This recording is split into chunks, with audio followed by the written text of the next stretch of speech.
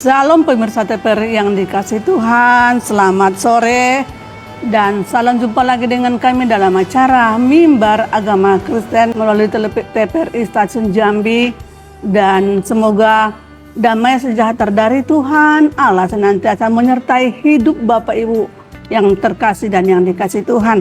Dan seperti biasa, kesempatan selama kurang lebih 30 menit ke depan kami akan menemani pemirsa dengan tema, sebagai tema kita pada saat ini, kuasa kebangkitan Kristus. Kuasa kebangkitan Kristus. Kita tahu sebagai umat Tuhan, kita tahu dan apa yang akan kita laksanakan dan rayakan pada akhir-akhir bulan ini, April sama Mei ini, sebelum nanti Tuhan Yesus naik ke surga. Namun sebelumnya, saya akan memperkenalkan diri dulu sebagai narasumber kita pada sore hari ini. Beliau adalah Bapak Paulus P. Sibarani. Selamat siang menjelang sore, Pak. Selamat sore. Terima kasih, ya, selalu setia. Amin. Memberikan berkat buat pemirsa ya, Pak ya. Ya, Tuhan memberkati pelayanan Bapak, Tuhan memberkati luar biasa lagi ya, Pak ya. Amin, amin. Baik, kita nanti selama 30 menit ke depan kita akan menemani pemirsa seperti tema tadi, kuasa kebangkitan Kristus. Pemirsa yang dikasih Tuhan, tadi saya katakan tema renungan kita pada saat ini, kuasa kebangkitan Kristus.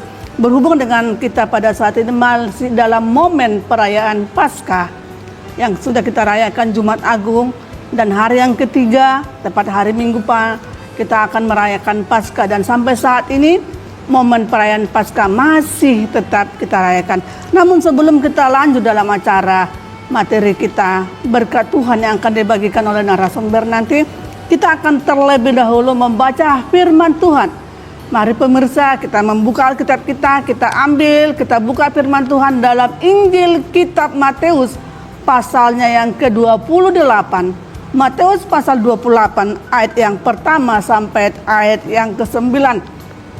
Saya akan bacakan untuk kita semua.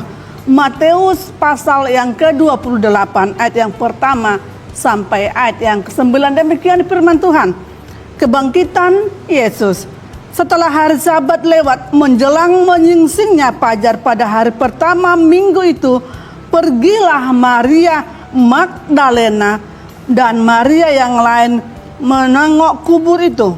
Maka terjadilah gempa bumi yang hebat, sebab seorang malaikat Tuhan turun dari langit dan datang ke batu itu dan menggulingkannya, lalu duduk di atasnya. Ayat yang ketiga, wajahnya bagaikan kilat dan pakaiannya putih bagaikan salju. Dan penjaga-penjaga itu gentar ketakutan dan menjadi seperti orang-orang mati.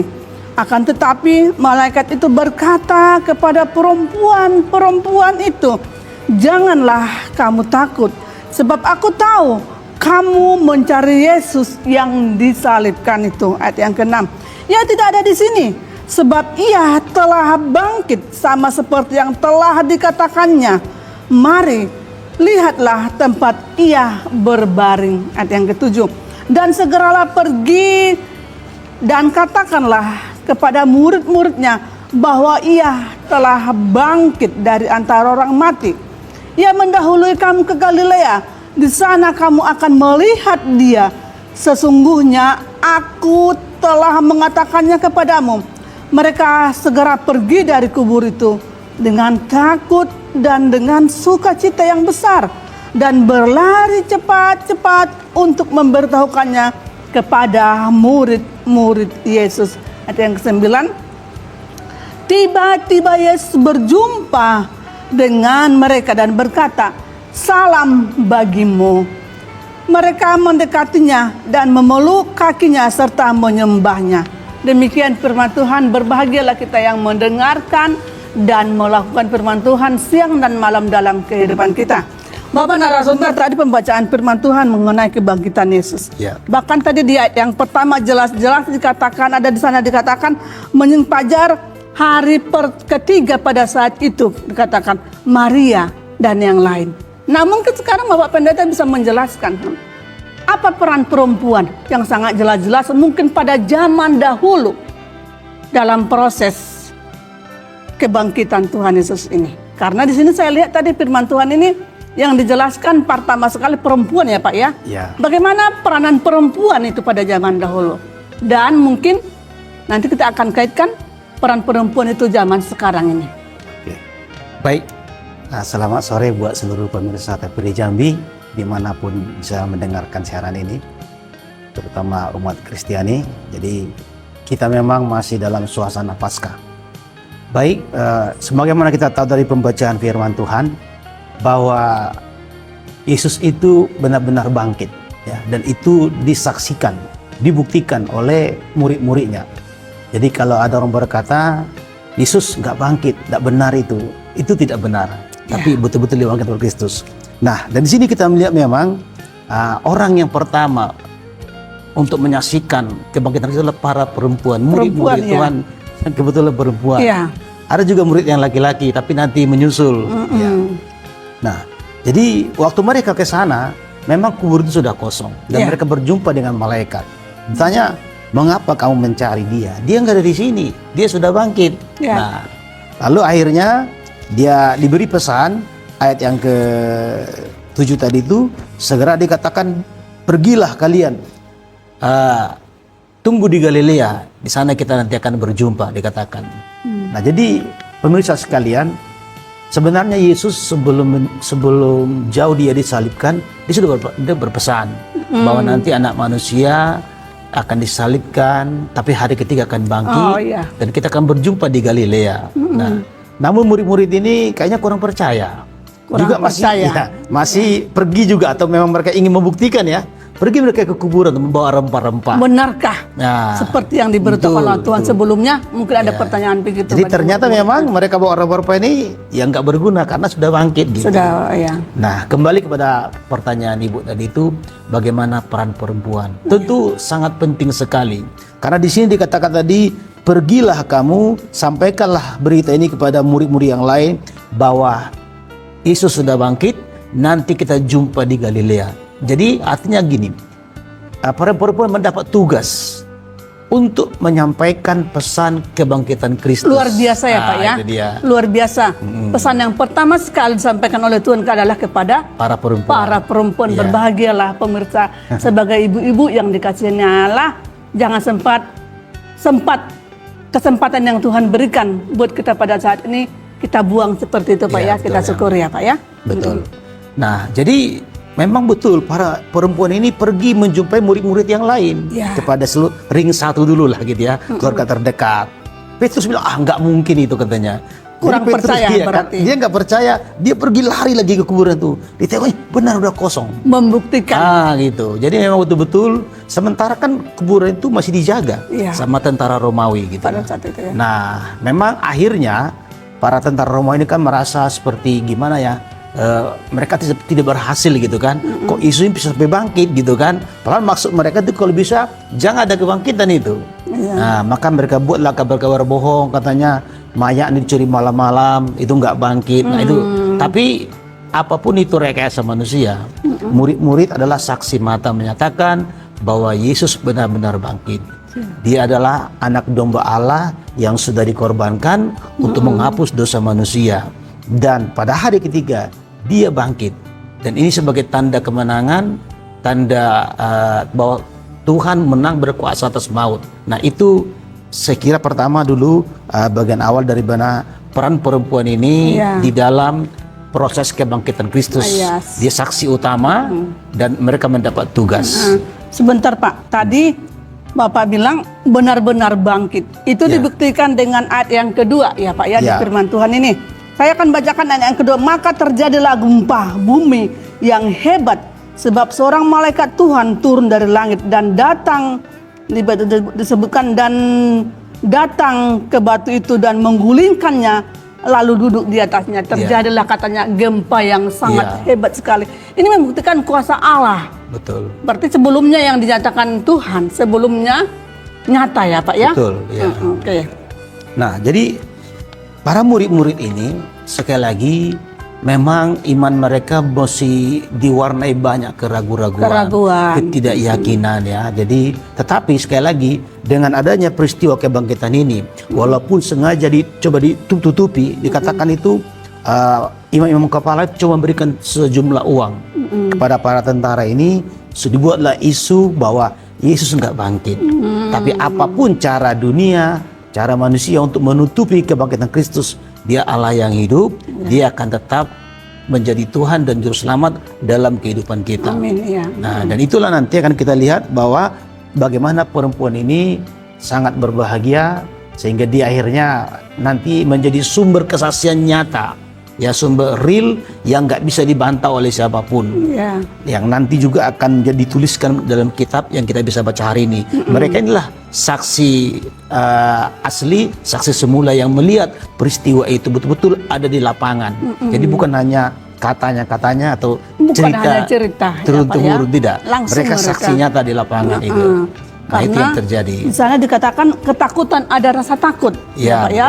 Pada saat di ayat 2 tadi, bukti kalau itu sudah bangkit, kenyataan bukti, bukan hanya cerita. Ada gempa yang sangat dahsyat Ya, dan sangat betul. hebat. Ya, oke. Nah, kita tadi berbicara mengenai peran perempuan pada saat kebangkitan Tuhan Yesus. Kalau tidak salah ada 3 perempuan pada saat itu Ya, yang melihat dengan mata sendiri. Ya. Peran mereka sangat luar biasa. Karena Tuhan bilang, tugas kamu pergi menyaksikan, mengatakan kalau ini benar-benar nyata, kira-kira Ya. begitu. Nah, luar biasa peran perempuan. Nah, kalau kita melihat zaman sekarang ini, bagaimana peran perempuan? Perempuan-perempuan Kristen. Oke, baik Bu. Jadi tadi kita sudah lihat perempuan itu mengalami yang namanya kuasa Paskah. Artinya mereka melihat, mereka menyaksikan, sehingga iman mereka yang tadinya masih ragu-ragu, tidak percaya kepada perkataan sebelumnya, sekarang itu sudah hilang. Mereka sudah yakin dan mereka mulai bekerja. Jadi yang pertama sekali yang dialami oleh para perempuan masa kini, mengalami sendiri secara langsung kuasa dari Paskah itu sendiri. Nah, Paskah itu sebenarnya sudah ada dalam perjanjian lama, zaman Musa. Itulah dengan menyembelih seekor anak domba jantan berumur setahun. Itu maksudnya apa? Itulah tanda pembebasan umat Israel dari belenggu penjajahan Mesir. Dengan darah yang dioleskan di abang pintu, maka malam itu malaikat maut lewat. Nah, kalau kita melihat sekarang ini, bagaimana peran perempuan pada saat ini dalam kehidupan, mungkin dalam gereja, pelayanan, dan lain sebagainya, apakah sama seperti zaman dahulu?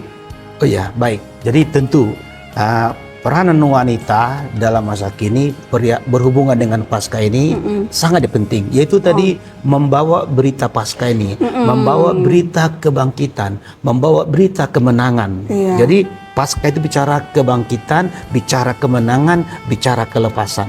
Itu sebenarnya para wanita-wanita di masa kini, mereka harus mau ambil bagian, terlibat langsung di dalam melayani Tuhan.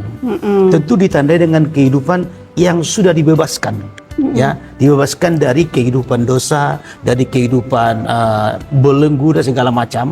Karena ini semua akan menjadi hambatan. Karena setiap perkataan-perkataan yang kita sampaikan, terutama oleh para perempuan, jika itu bukan menjadi pengalaman nyata, itu tidak akan dibantah. Nah, ada satu contoh di Alkitab dalam Yohanes pasal yang keempat, ada seorang perempuan Samaria. Perempuan ini sebenarnya secara moral sangat buruk. Dia dalam tanda petik wanita ini suka kumpul kebo. Ya, yang mempunyai suami lebih dari 5. Iya, Ya. tetapi nggak ada yang resmi satupun. Iya. Tetapi ketika dia bertemu dengan Yesus di sebuah sumur, dia mengalami perjumpaan Berubah. dengan Tuhan, dia mengalami pertobatan. Lalu hidupnya diubahkan, pikirannya semua orientasi diubahkan. Lalu dia pulang ke kampung halamannya. Lalu dia cerita kepada orang-orang tetangganya semua. Hei, lihat, di sana dia ada Mesias, Juru Selamat itu. Dia menyampaikan kabar gembira, kabar tentang Kristus. Dan apa yang terjadi?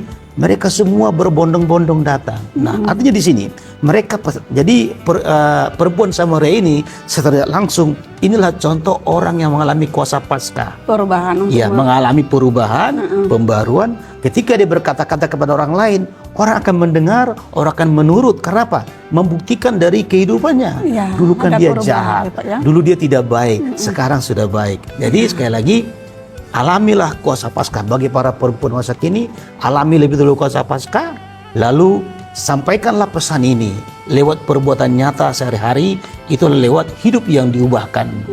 Nah, nanti kalau pelayanan di gereja, pelayanan di penjara, pelayanan tempat-tempat yang lain, itu sekali lagi buah kehidupan yang harus kita lakukan. Karena tidak mungkin kita tidak melakukan sesuatu buat Tuhan kalau kita sudah mengalami sesuatu yang baik daripada Tuhan. Itu harusnya otomatis mengalir. Ya, Ya, seperti begitu, ada Bu. firman Tuhan berkata, pohon yang baik akan menghasilkan Buah yang baik, tapi betul. pohon yang tidak baik akan menghasilkan buah yang tidak, tidak baik juga. Begitu juga dengan kehidupan kita, Ya, Pak ya. ya. Oke, berarti ada persamaan dong, Pak, antara peran perempuan pada zaman dahulu ketika pertama sekali mereka menyaksikan bahwa kubur itu kosong dengan perempuan-perempuan zaman-zaman sekarang ini menyampaikan berita ya. baik. Harus dengan perbuatan yang baik ya Pak Betul, ya. Jangan pengalaman menyampaikan nyata. tapi hidupnya saja Tidak berubah. tidak berubah. Ada perubahan seperti perempuan tadi yang Bapak bilang, seperti perempuan Samaria, Samaria. seorang Samaria yang penuh dengan dosa. Kalau sekarang hidup berzina lah namanya Ya, Pak. betul, ya. Tapi ada perubahan setelah dia berjumpa dengan Yesus. Tuhan Yesus. Nah itu. Nah yang kedua mungkin Bapak bisa menjelaskan karena berhubung dengan Paskah, masih situasi Paskah kita pada saat ini, apa makna kebangkitan Kristus bagi iman Kristiani atau mungkin bagi kita umat Tuhan? Apa sih makna kebangkitan ini? Kita hanya mendengar, tapi tidak tahu, tidak mengerti apa maknanya sendiri dalam Ya. kehidupan kita. Baik, Bu. Jadi tentu sangat bermakna sekali memang. Firman Tuhan mengatakan di dalam saya baca, Bu, di dalam 1 Korintus 15-14. Ya. Tetapi andai kata Kristus tidak dibangkitkan, maka sia-sialah pemberitaan kami dan sia-sialah juga kepercayaan kamu. Jadi katanya iman kita kepada Kristus akan menjadi sia-sia kalau Kristus hanya mati tidak dibangkitkan. Tidak dibangkitkan, tadi Nah, tidak dibangkitkan. jadi Ya. kebangkitan Kristus itu bagian dari penyempurnaan proses penebusan dosa yang sudah dilakukan 2 hari sebelumnya. Oh, Jadi kematian itu tidak ada artinya kalau nggak dia bangkit. Jadi mati itu kan pengampunan dosa bagi kita. Lalu ditindaklanjuti dengan kebangkitan, maka sempurnalah proses penebusan dosa yang kita terima. Itu yang pertama. Kemudian yang kedua itu adalah membuktikan bahwa Yesus adalah anak Allah. Kita tahu kan manusia kalau sudah mati, ya mati kan seterusnya. Dan yang bisa membangkitkan manusia yang mati hanyalah Tuhan. Tapi Yesus sendiri dia bangkit. Artinya dia adalah Allah yang datang dalam rupa manusia. Ya, sehingga untuk apa dia jadi manusia? Untuk menebus dosa manusia. Setelah dia disalibkan, dia mati dan dia bangkit, dan nanti 40 hari menunjukkan dirinya bahwa dia hidup dan dia naik ke surga. Oke, tadi kita sudah memaknai, tadi mengerti dan memahami akan apa arti dan makna kebangkitan itu sendiri dalam kehidupan kita ya Pak ya. Ya. Nah pemirsa mungkin juga tadi jelas mengetahui, mendengarkan itu. Nah tadi Bapak sangat jelas menjelaskan makna kebangkitan itu. Yang pertama tadi kebangkitan Kristus bagi penyempurnaan dosa. Itu yang pertama. Dosa. Yang kedua tadi kemenangan atas dosa dan maut. Dan yang ketiga tadi Bapak jelaskan membuktikan bahwa Yesus adalah benar-benar yang datang, anak Allah yang datang ke dunia untuk menebus. Berarti kita sudah bebas dari dosa. Ya. Intinya kita beriman dan kita dianjurkan, difirmankan hindari bentuk dosa dari kehidupan kita. Itu Pak ya. Nah yang mungkin berikutnya yang perlu kita pertanyakan, bagaimana nih memaknai kebangkitan Kristus dalam kehidupan masa sekarang ini. Kalau tadi masa zaman dulu sudah, masa sekarang ini yang mau kita baik. Jadi bagaimana kita memaknai atau kita sudah merayakan Paskah ini? Apa sih harusnya yang terjadi dalam kehidupan kita? Nah, seperti kita tahu tadi, kematian Kristus adalah kematian terhadap dosa. Otomatis hasil yang diharapkan adalah kita menjadi kehidupan yang bebas dari perhambaan dosa. Jadi kalau dulu tangan kita, kaki kita, mulut kita, mata kita ini menjadi hamba dosa. Nah, sekarang tangan, kaki, seluruh organ tubuh kita harus kita pergunakan untuk mempermuliakan nama Tuhan. Inilah orang yang merayakan Paskah. Jadi bukan hanya merayakan Paskah, datang di seremoni, datang di ibadah gitu kan. Hanya pingin melihat, mengambil, menikmati telur ya. Betul Karena lah. Paskah identik dengan telur ya Pak ya. Betul. Tapi kita harus mengalami secara real, kita dibebaskan dari kehidupan hari-hari. Oke, ya. Tadi sangat bebas. Maknanya sekarang bebas dari hamba dosa. Betul. Dianjurkan kita hidup untuk hidup menghindari segala dosa. Bukan hanya secara moral atau perayaan biasa, maknanya dapat telur, Paskah karena identik dengan telur. Nah, apa kesimpulan yang kita ambil Pak dari tema kita, pertemuan kita, renungan kita, yaitu tadi yang dikatakan mengenai tema kuasa kebangkitan Kristus yang berhubungan dengan Paskah sebagai kesimpulan yang mau kita bagi kepada pemirsa. Baik, jadi sebagai kesimpulan dapat kita katakan yang pertama, kita harus mengalami kuasa Paskah itu sendiri seperti para perempuan. Dan sesudah kita mengalaminya, kita harus membagikannya kepada orang lain. Selanjutnya kita harus implementasikan kehidupan kita yang dalam tekun melayani Tuhan dan terus tidak lagi menjadi hamba dosa, terus hidup dalam pembaharuan sampai nanti Maranatha Tuhan datang pada kali kedua menjemput gereja Tuhan. Itulah orang mengalami Paskah. Itu ya. Jadi menjadi saksi Kristus dan mengalami perubahan hidup, mengalami pembaruan sampai Maranatha. Bebas dari hamba dosa. Betul, ya Pak. Bebas dari hamba dosa yang berarti dari segi perbuatan tubuh, jasmani dan rohani kita ya Pak ya. Iya, betul. Nah ini yang mau diingatkan kepada kita sebagai anak-anak Tuhan, pemirsa yang dikasihi Tuhan. Inilah makna Paskah yang mau kita rayakan pada saat ini, bebas dari perhambaan dosa. Sampai di sini pertemuan kita pada siang menjelang sore hari ini. Kami mengucapkan terima kasih buat pemirsa. Tuhan Yesus memberkati. Salam.